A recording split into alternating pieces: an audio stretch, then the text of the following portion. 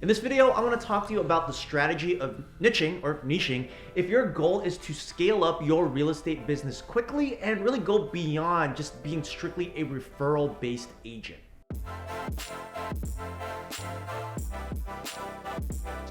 Hey guys, if you haven't met me yet, my name is Emmanuel. I am the founder over here at Square One Group. Really, our mission is to help you identify your expertise and then help you scale your real estate business using systems.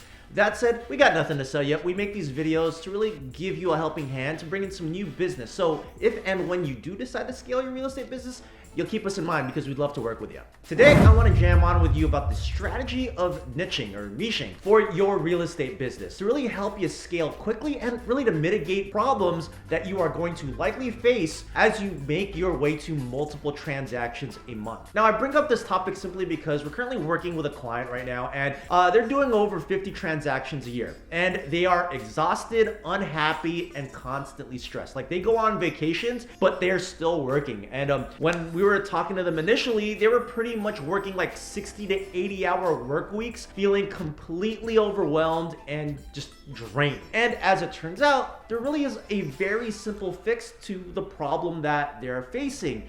And if they only knew about this really early on, it would solve their problem at scale. Now, I'm sure many of you guys watching this right now, you're not in the exact same position, but don't worry because this still applies to you. It is the exact strategy that you're gonna really wanna start off doing, depending wherever you are on your real estate business, so that as you scale up to 50 plus transactions a year, you're not gonna be wanting to pull your teeth or your hair out. Now, there are a ton of reasons why niching is a smart strategy. Like solving one problem very well is really the fastest pathway to becoming an authority in your market. Or people like working or prefer working with specialists instead of generalists. And if people think of you as an expert at one thing in real estate, they'll automatically think of you as the expert at everything in real estate. Now, these reasons are just to name a few, but this video isn't about selling you on niching. We already did a video on that, leaving the link to that up here.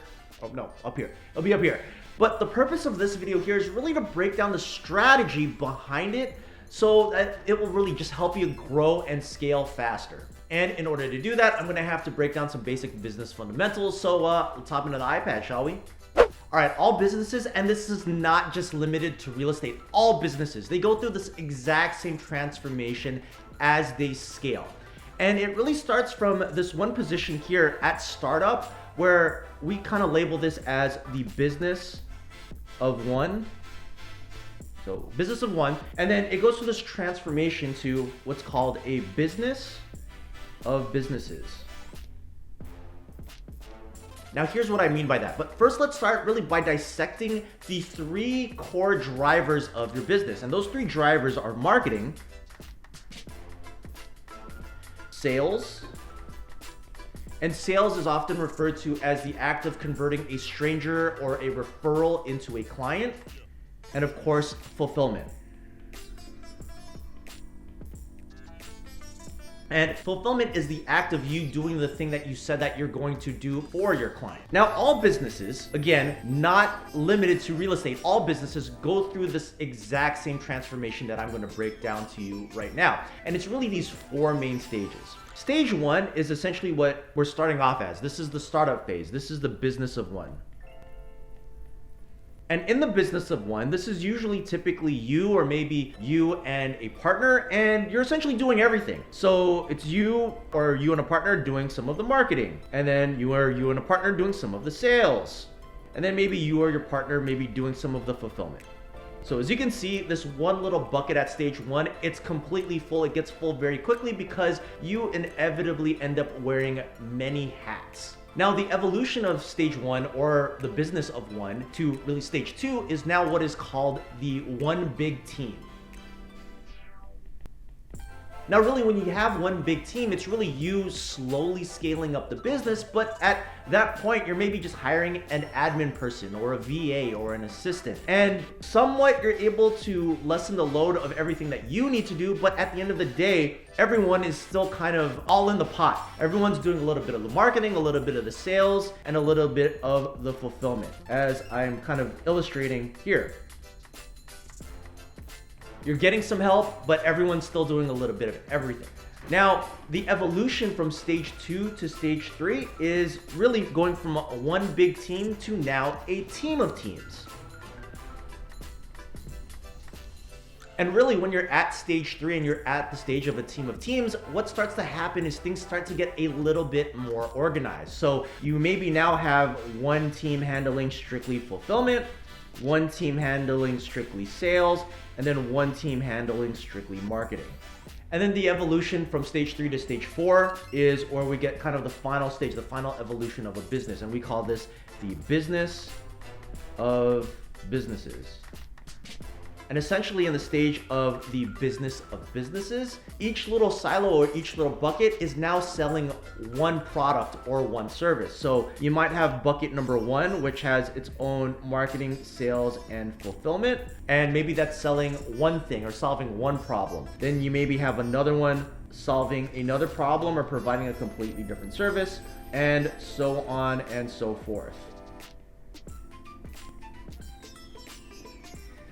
Okay, so let's talk about some real world examples of the 4 stages of the business, and we'll use some in context that maybe you know. First of all, let's start off with Amazon. Amazon started off with Jeff Bezos, and it was just him in his garage selling books, and then it evolved into maybe him hiring a few assistants, stage 2, to help do the fulfillment of those books and creating the website and really kind of managing that whole system and process. And then stage 3 is where he started to silo some of the responsibilities of who's going to be responsible for sending out the books, who's going to be responsible for marketing, who's going to be responsible for the upkeep of the website, so on and so forth.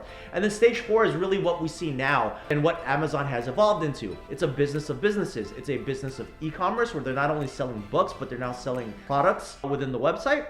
They're selling another business, which is hosting services for websites. So that's the AWS system or their cloud system. And then they have another business of, let's say, Alexa.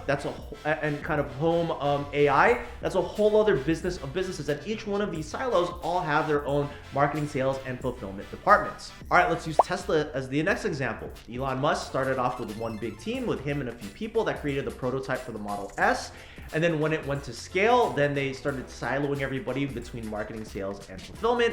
And then as they started to scale even more, they grew to a business of businesses where it's now selling a product for the Model S, the Model Y, the Cybertruck, the Model 3, so on and so forth. And lastly, another example that maybe you're familiar with is Ryan Serhant, superstar coach and real estate agent. He started off by selling real estate himself, then he started to develop a team, and then once he was able to develop that team, he started siloing the responsibilities, and then he became a business of businesses where he's now selling real estate and also selling his coaching services and really all of the other things that he's doing, like his media empire. All right, now let's bring this full circle and let's tie this back to you, because I know this information is a bit overwhelming.